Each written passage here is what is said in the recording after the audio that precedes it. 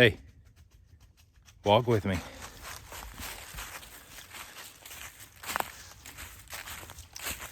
Frosty morning. Got out here a little bit, maybe an hour after most of the frost has melted. Golly, I love hiking out here when it's cold and chilly. You don't get hot. Snot freezes in my mustache. Stuff like that. Life is grand, you all. Life is grand. Hey, like that title. Yep, Aristotle, Elon Musk, and me.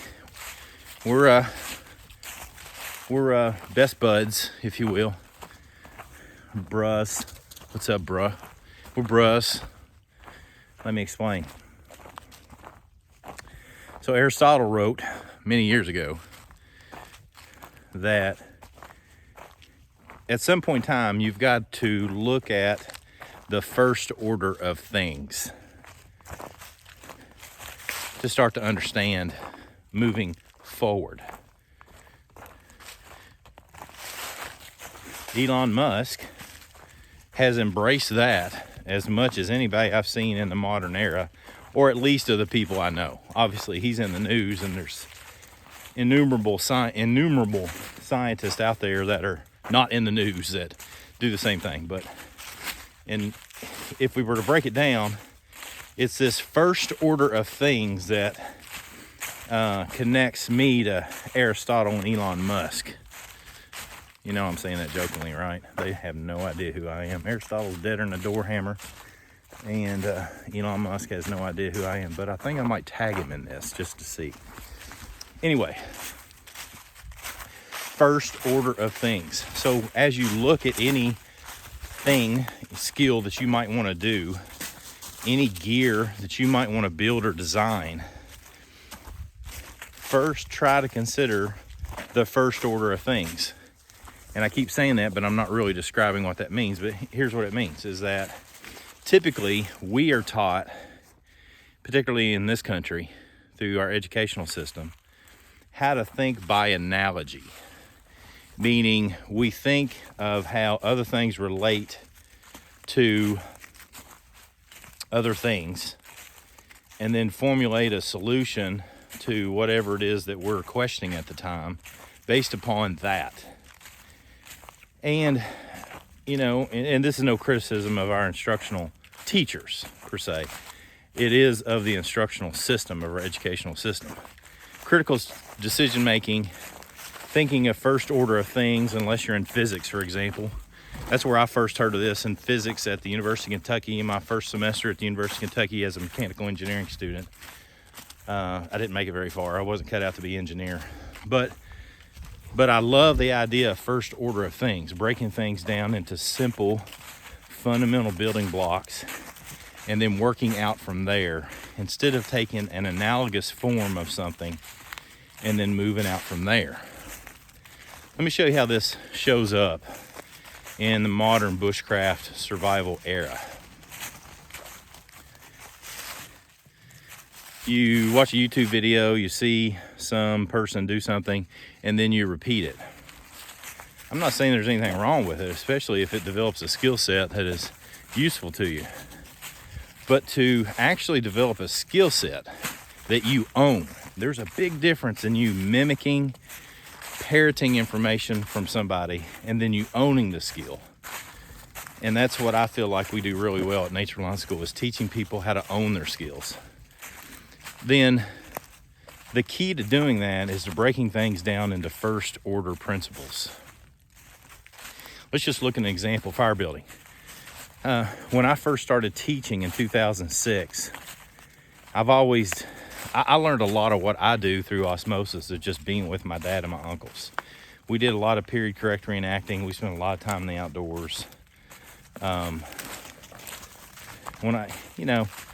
I say period correct reenacting, the Daniel Boone muzzleloaders, carrying leather pouches, capotes and stuff like that, right? So I never thought about how I would teach people that I did not know in my own family. I knew how I would teach my son and my daughter. I'd teach them the same way. I would just immerse them in the information. But as a teacher, as someone who instructs people that come to me that, quite frankly, a lot of them I just don't know until I meet them the first time. How do I teach that person? Well, you break topics down into the first order of principles. Fire building. I don't expect them to look like me building fire. I have techniques. I actually have injuries that prevent me from doing certain things. And I can't, like my left arm is not as functioning as my right. So there's a lot of things I just can't do with my left arm. So I think about it from first principle standpoint. Ignition source, fuel source, oxygen. I teach people that way. That way, once somebody's ego gets involved, meaning they're scared because they need a fire to live, they're trying to build a barbecue fire in front of everybody that's over for the afternoon for brats and hamburgers, whatever. Your ego gets involved and you have trouble making it. Break it down to first order principles. Ignition source, fuel source, oxygen. Okay, those are the three fundamental building blocks. If you're having trouble making the fire, then you look at each one of those building blocks. You look at the ignition source, what's wrong with it? You look at the fuel source, what's wrong with it? You look at the oxygen management, what's wrong with that? That's breaking things down. We're breaking fire building down into first principles. Same thing that I did with the knife, for example. I looked at the survival bushcraft community, and the typical analogous form is you get a bushcraft with a bushcraft knife with a certain shape and a certain thickness, and it does everything that everybody does with it on Instagram, YouTube, and what they see people doing in classes. Well, I use those knives, and I just couldn't make them do the things that I normally do with a bushcraft knife, like gutting a deer. I mean, I can make it happen. I've done that with a pocket knife. Small case, small Sunday go to meeting church knife, right? But I found that those knives just don't do that well. So when I designed the Chamonix, I thought, let's take it back to first principles. Okay, first principles are the things that I want to do. I want to be able to build fires. I want to be able to cut cordage. I want to be able to scrape things. I want to be able to scrape hides and cordage. I want to be able to gut deer. I want to be able to fillet fish. I want to be able to thinly slice meat so I can smoke it over a fire. I looked and I looked and looked, and I just couldn't find these bushcraft knives that would do that. So guess what? I designed one. LT Wright was very nice to build it for me. So that's me breaking something down into first principles. I hope that makes sense. Now, that's all fine and good, me talking about myself, but what's more important is how can you apply that to what it is that you do? Whether it's your bushcraft or survival training, it might be relationships at home or at work. It might be working on the car. I've been doing this a lot, doing my own mechanic work, and I'm a terrible mechanic, but I've just been breaking things down into first principles and changing up my thinking. Daggone Greenbrier just about got me. So that's what I would recommend to you, is think about how to break things down into first principles such that there's not a convoluted mess of information in your mind. Now, let me caution you with this. It does require you to do heavy lifting with your brain.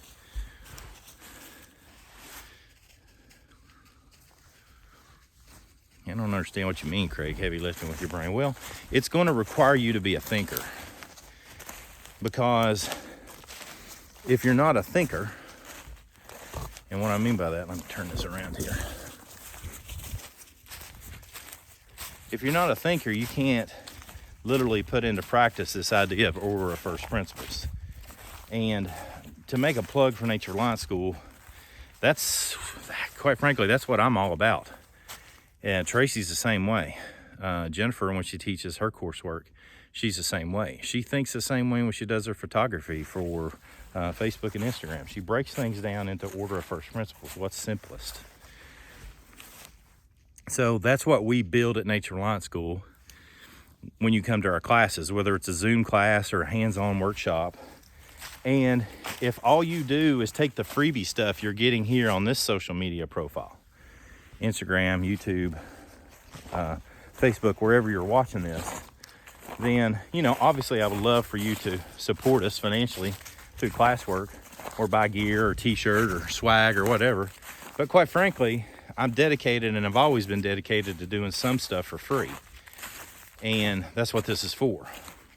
I, quite frankly, think if you take the idea of first principles and apply it to your bushcraft survival practice, training, and testing, then you're going to be exponentially better in a short amount of time, with or without me, okay? I would love for you to join us, but I think if you take what I've suggested here in this video and apply it to your life, you're going to be a better person. You're going to be a better, again, survival and bushcraft or whatever, you know, basketball player, if that's what you want to put it into. So I really hope this helps. It's kind of getting out there in the ways of thinking deep. And again, I always try to present these subjects in a simple manner as best I can, and I hope they help you. It's been my desire for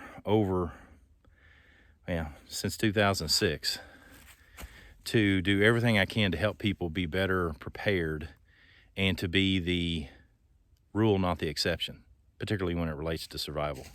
There's all kinds of people that go out every day in the woods like I am right now, have a good time, come back. Nobody ever knows about it because they did everything right. That's what I want you to be. I don't want you to prepare to do something wrong. I want you to prepare to handle things when they come up, stressful situations, and to think clearly. That knocked me down, dog.